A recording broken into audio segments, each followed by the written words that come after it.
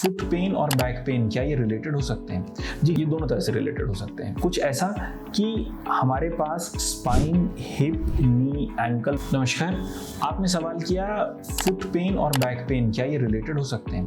जी, ये दोनों तरह से रिलेटेड हो सकते हैं। कुछ ऐसा कि हमारे पास स्पाइन, हिप, नी, एंकल, फुट एक्सिस है, मतलब ये हमारी वेट बेयरिंग एक्सिस है सर्कुलर फैशन में, राइट से लेफ्ट या लेफ्ट से राइट, आप समझ सकते हैं। वेट बेयरिंग जब हो रही है तो लोड ट्रांसमिशन स्पाइन से हिप जॉइंट में, हिप जॉइंट से नी जॉइंट में, नी जॉइंट से एंकल में और एंकल से फुट में ट्रांसमिट हो रहा है। इस चेन में कहीं पे भी तकलीफ होने से चेन के बाकी अंग एक दूसरे से अफेक्टेड हो सकते हैं, यानी कि नी की तकलीफ से हो सकता है दर्द स्पाइन में जाए या हिप में जाए या एंकल और फुट में जा सकता है। डिपेंड्स कि आप उसे कंपनसेट कैसे कर रहे हैं, यानी नी की तकलीफ में आप अब अपना लोड कैसे डाल रहे हैं, दूसरी तरफ डाल रहे हैं या फुट पे ज़्यादा डाल रहे हैं या हिप पे ज़्यादा डाल रहे हैं या स्पाइन को एडजस्ट करके कर रहे हैं। जिस भाग से आप ज़्यादा एडजस्टमेंट ले रहे हैं जिस तरफ, तो उस तरफ भी तकलीफ आएगी कुछ वक्त बाद, क्योंकि ये एक सर्कुलर एक्सिस है जो एक दूसरे से इंटरकनेक्टेड है।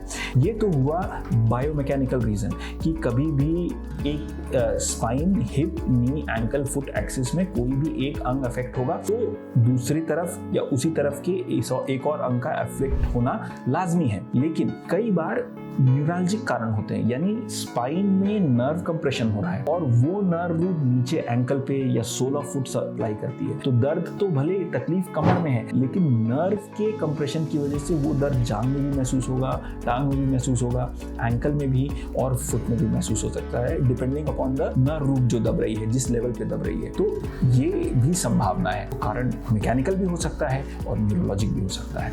धन्यवाद। रायपुर का हेल्थ कैपिटल हॉराइजन हॉस्पिटल।